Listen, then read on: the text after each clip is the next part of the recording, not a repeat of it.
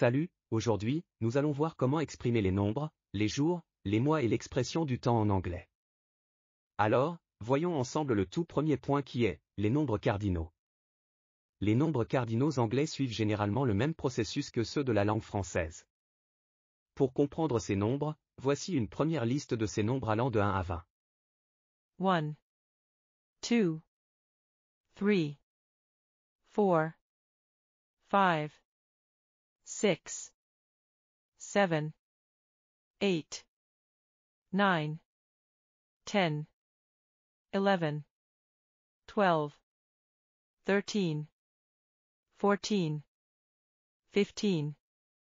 16, 17,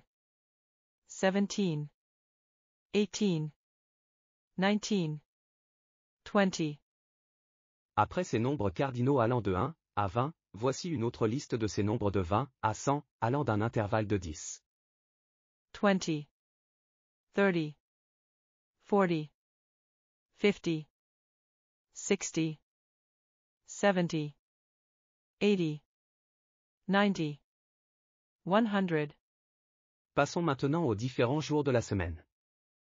Monday, Tuesday, Wednesday, Thursday, Friday, Saturday, Sunday. Voyons aussi ce troisième point sur les mois de l'année. January, February, March, April, May, June, July, August, September, October, November, December. Voyons enfin notre dernier point qui est, l'expression du temps. Pour exprimer le temps ou les heures en anglais, on utilise deux notions qui réfèrent à la matinée et à la soirée. Pour le matin, c'est-à-dire de 1h à 12h, on utilise l'expression AM. Pour la soirée, de 13h à 22h, on utilise l'expression PM. Voici donc les différentes manières de dire l'heure. Quand il s'agit de dire que l'heure est à 1h00, on utilise l'expression o'clock. Exemple. Il est 10h00. On dira It is 10 o'clock. It is 10 o'clock. Pour dire qu'il est une demi-heure, on dira a half hour.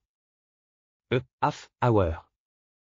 Pour dire un quart d'heure, on dit a quarter of an hour. A quarter of an hour. Maintenant, pour donner une heure complète, c'est-à-dire l'heure et la minute, on utilise l'expression past en ajoutant les deux expressions AM pour le matin et PM pour le soir. Avec l'expression past, on inverse la minute et l'heure. Voyons ensemble quelques exemples. Voici comment donner l'heure le matin en utilisant l'expression AM.